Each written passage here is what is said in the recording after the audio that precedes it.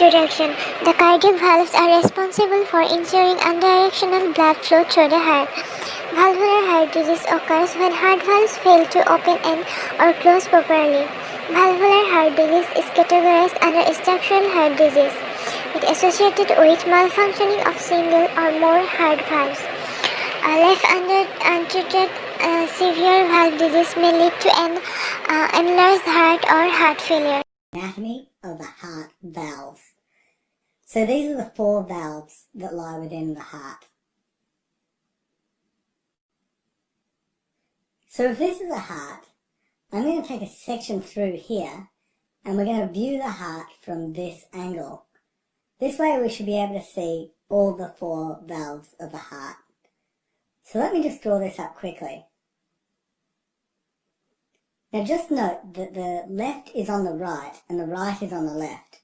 And I've done this to match up with the previous video on the anatomy of the heart, in which we looked at the heart from the anterior aspect.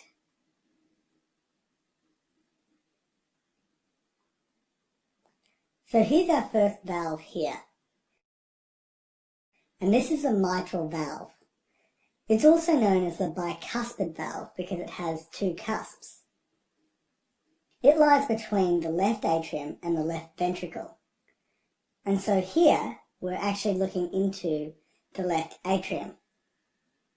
This valve here with 3 cusps is called the tricuspid valve, and it lies in the right atrium, and it serves as the valve between the right atrium and the right ventricle.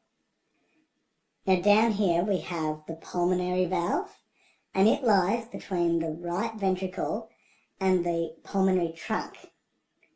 And then just above it here we have the aortic valve, which lies between the left ventricle and the aorta. Now arising from the aorta, actually within the cusps of the aortic valve, arise the right and left coronary arteries. So here we have the left coronary artery. And over here, we have the right coronary artery. And these are the arteries that supply blood to the heart itself. Now, if I take a cut through this heart here, right through the center of this valve, and we look at the heart from this angle here, we should see something like this.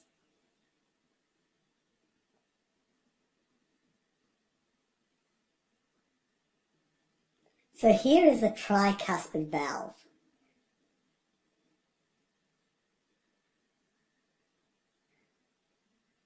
And from the leaflets of the tricuspid valve, or from the 3 cusps, are these chordae tendineae. And this is Latin for heartstrings, which is kind of cute. And then attached to these heartstrings are the papillary muscles.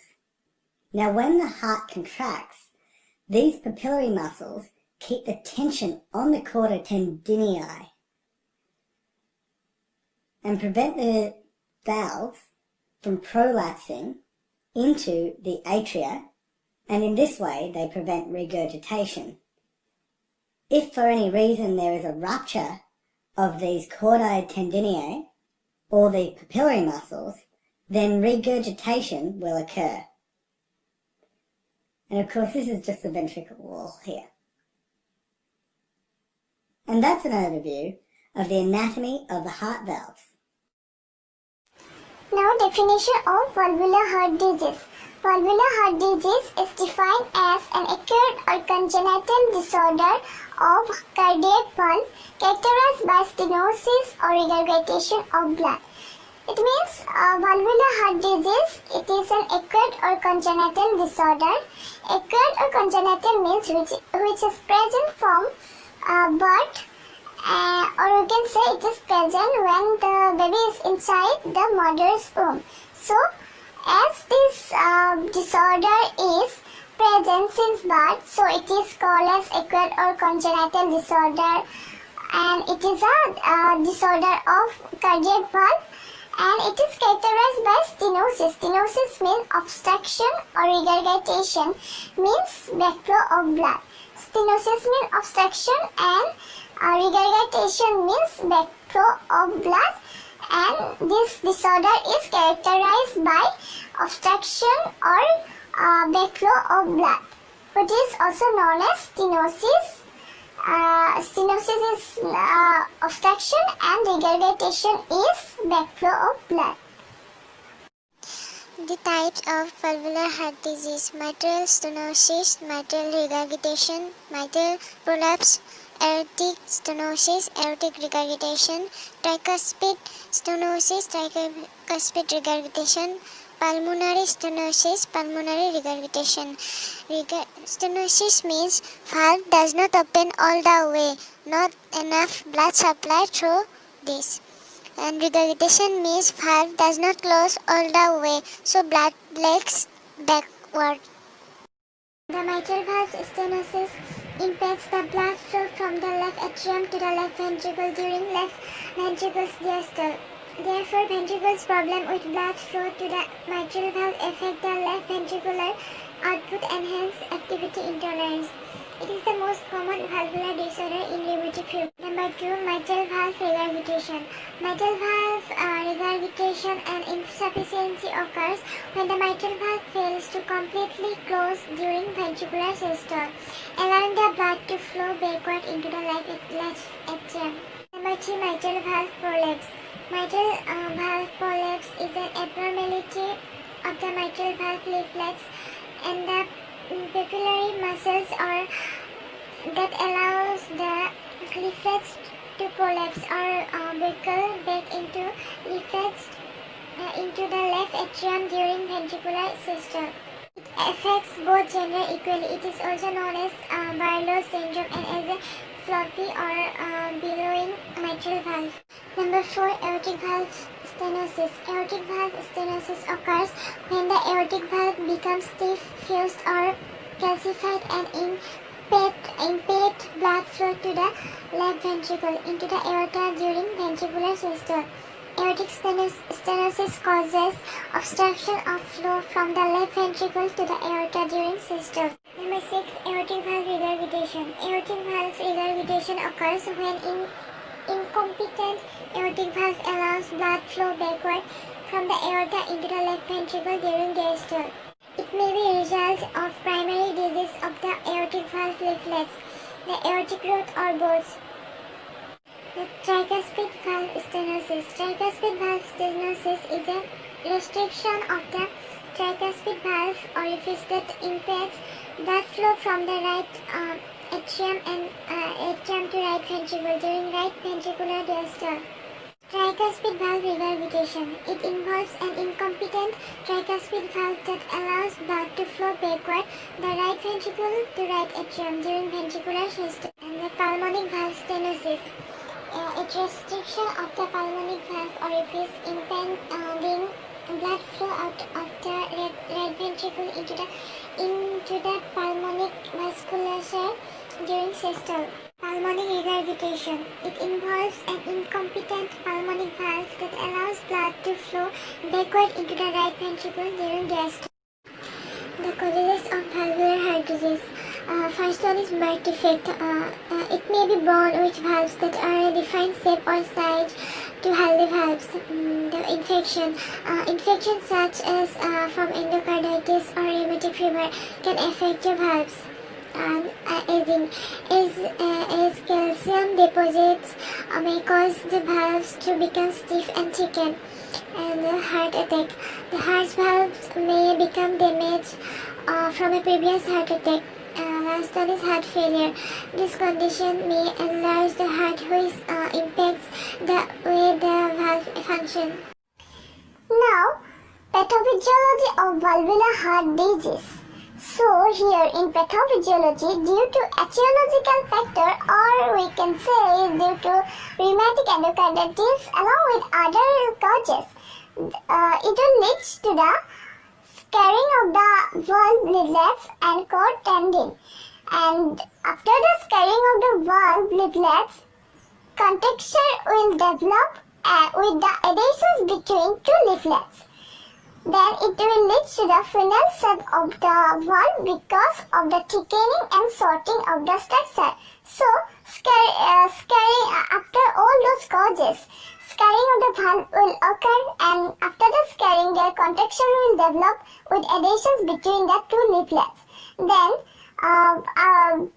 thickening and sorting of the valve leaflets will become thick and sorting the structure. Then it will funnel shape will form, and it will obstruct the path or obstruction of blood flow from the mitral valve. After the obstruction, it will lead to the pressure gradient difference between left atrium and left ventricle during diastole. Then after pressure gradient difference in between left atrium and left ventricle during diastole, it will increase the pressure and volume in left atrium. Then there will be the increased pressure in pulmonary vasculature. Then hypertrophy of pulmonary vessels in the chronic congestion. Then it will lead to external dyspnea due to the decreased pulmonary compliance, and reactive pulmonary hypertension will occur, and it will lead to the right ventricular hypertrophy, and finally, at last, right ventricular will failure. This was the pathophysiology of valvular heart disease. Many patients with heart valve disease may have no symptoms, but the most common symptom would be shortness of breath. The patient may notice that simple activities such as climbing upstairs have become quite an effort. Oftentimes the other symptoms would be manifestations of heart failure, where they would have swelling in the ankles and the feet. They may notice that they're lightheaded at times, that they can't lie flat and breathe easily. Other common symptoms may be a tightness in the chest or palpitations, a sensation where the heart is beating irregularly. It should be noted that these symptoms can occur in other forms of heart disease also. Now, diagnostic evaluation of valvular heart disease. Diagnostic evaluations are chest X-ray. This chest X-ray will check heart size and find out if there is any fluid in the lungs. Echocardiogram or echo looks at how heart pumps blood, check blood flow, and sees how well heart valves are working. Electrocardiogram or ECG checks heart rate and heart rhythm and determines if heart chambers are thicker than they should be. Cardiac catheterization and coronary angiography.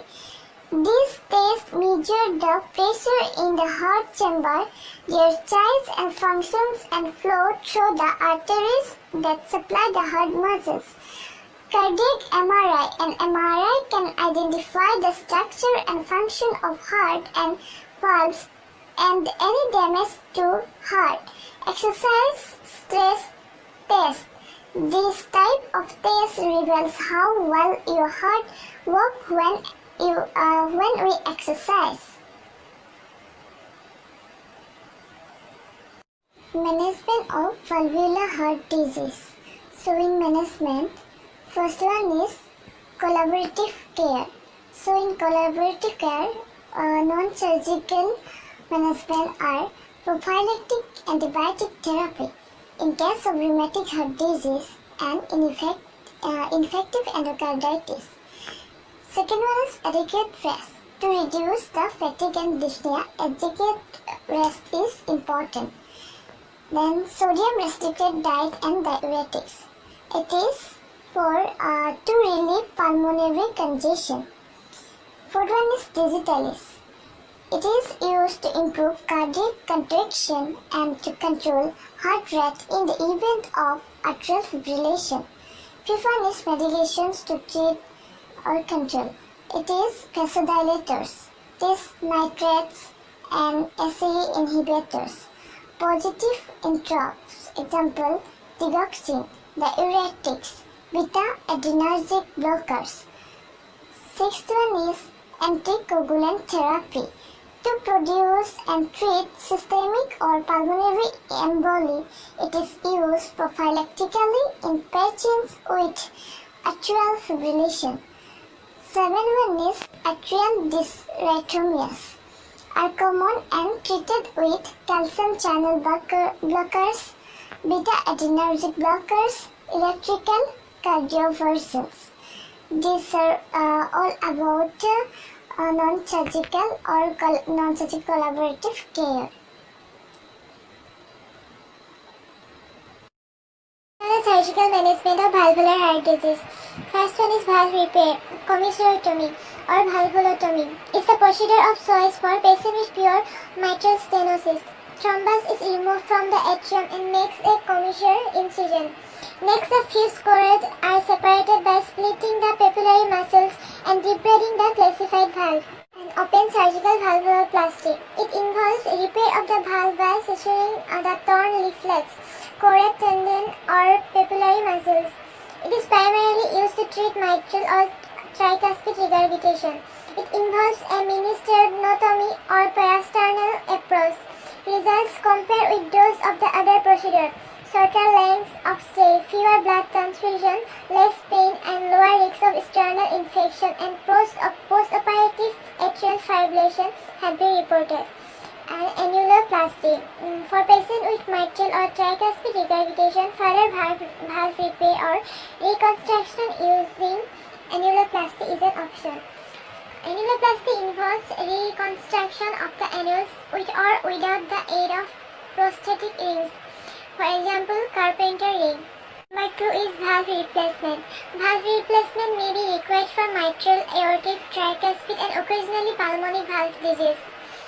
Prosthetic valves are categorized as mechanical or biologic valves. The choice of valves depends on many factors. For example, if a patient cannot take an anticoagulant, example women of childbearing age, a biologic valve is considered. A mechanical valve may be best for a younger patient because it is more durable. For patients over age 65, durability is less important than the risk of bleeding from anticoagulants. So most receive a biologic valve and mechanical valves. Mechanical valves are manufactured from artificial materials and consist of combination of metal alloys, prolytic carbon and dacron. These are more durable and last longer than biologic valves. However, they have an increased risk of thrombolism and require long-term anticoagulation therapy. Complication of mechanical valves is bleeding from the use of anticoagulant. Last one is biologic valves. Biologic valves are constructed from bovine, porcine and human heart tissue and usually contain some man-made materials. They are symmetric in shape and produce a more natural pattern of blood flow compared with mechanical valves.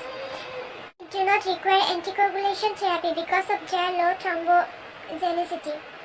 However, they are less durable and tend to cause early calcification. This is degeneration and stiffening of the leaflets. Long-term anticoagulation is needed for those patients with biologic valves who have atrial fibrillation. Nursing assessment for valvular heart disease. Subjective data. Past health history. Rheumatic fever. Infective endocarditis. Congenital defect. Myocardial infarction. Chest trauma. Cardiomyopathy. Syphilis. Marfan syndrome. Streptococcal infection. Functional health pattern. Health perception. Health management. Fatigue. Activity exercise. Palpitation, generalized weakness, activity intolerance, dizziness, fainting, dyspnea on exertion, calf hemoptysis, orthopnea, sleep rest, proximal nocturnal dyspnea, congenital perceptual angina or atypical chest pain. And next is objective data. General fever, integumentary diaphoresis, flushing, cyanosis, clubbing, peripheral edema, respiratory trackless, wheezes, hoarseness. Next, cardiovascular abnormal heart sound, including murmurs, S3 and S4, arterial fibrillation, premature ventricular contraction, tachycardia, increase or decrease in pulse pressure, hypertension, water hammer or thread, peripheral pulse, gastrointestinal ascites, hepatomegaly, unexplained weight gain. Nursing diagnosis for valvular heart disease. First, impaired gas exchange related to ventilation perfusion imbalance. Second, decreased cardiac output related to altered contractility, preload and afterload. Third, activity intolerance related to imbalance between oxygen supply and damage. Fourth, knowledge deficit related to activity schedule, recognizing, visioning, heart failure, medication, diet therapy. Now the health education with the patient of valvular disease and the patient taking medication. To advise the patient to take medication as prescribed. To know the side effect of the medication. Diet, to follow a heart healthy diet. Advise the patient to take low sodium diet and fluid restriction. And the monitoring for signs of excess fluid, hypotension and symptoms of disease, including daily weight. Now the exercise and activity. Exercise is any bodily activity that enhances or maintains physical fitness and overall health and wellness.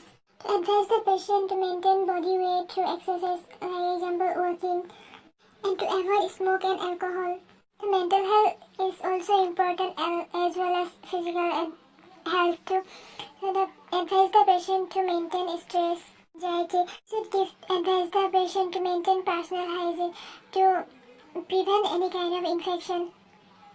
Advise the patient to know how and when to contact healthcare provider, and also give the advice to the family members about diet or stress. Conclusion for valvular heart disease. Problem with heart valves can be very debilitating for the patient. The symptoms can be distressing and deterioration can be repaired. Surgical replacement or repair is the treatment of choice. The quality of life of this patient improves dramatically if treated early. Nursing care of the patient following valve replacement is one of the most important aspects since patient is admitted with a very limited exercise tolerance, breathless, and often very weak because of interrupted sleep due to pulmonary congestion. Once the valve is replaced, patient can resume a normal life.